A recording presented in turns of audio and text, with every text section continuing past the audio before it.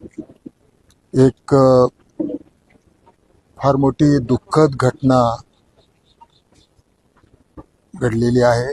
आपल्या देशाचे माजी गृहमंत्री, महाराष्ट्राचे सुपुत्र यांचं आज सकाळी पहाटे 6 वाजता दुःखद निधन झालेलं आहे।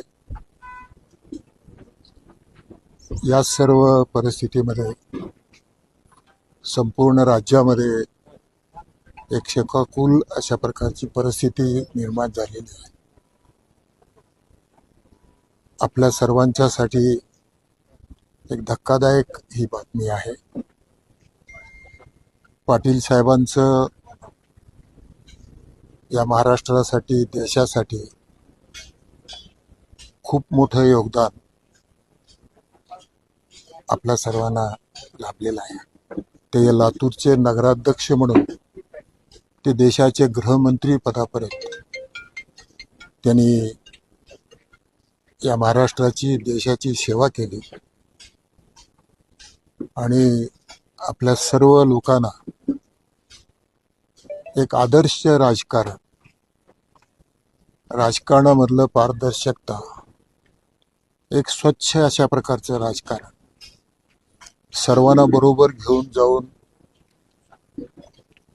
राजकारण आणि समाजकारणामधलं एक मोठा आदर्श संपूर्ण देशामध्ये, या राज्यामध्ये त्यांनी आपल्या या राजकीय प्रवासामध्ये निर्माण करून दिलं। अशी ही व्यक्ती आज आपल्यामधून गेल्यामुळं देशामध्ये, राज्यामध्ये एक फार मोठी पोकळी निर्माण झालेली आहे। विशेष करून लातूरकर, आम्ही सगळी मंडळी त्यांच्या सानिध्यामध्ये आम्ही राहिलो, वाढलो, हे आमचं भाग्य आहे। त्यांच्याकडून खूप काय आम्हाला शिकता आलं। त्यांच्याकडून सगळ्या माणसाच्या जीवनामध्ये माणूस म्हणून, एक माणुसकी म्हणून कसं जगावं हेही आम्ही त्यांच्याकडून शिकलो। अशा ही व्यक्ती आज आपल्यामधून गेल्यामुळं फार मोठं धक्का आम्हा सर्वांना आहे।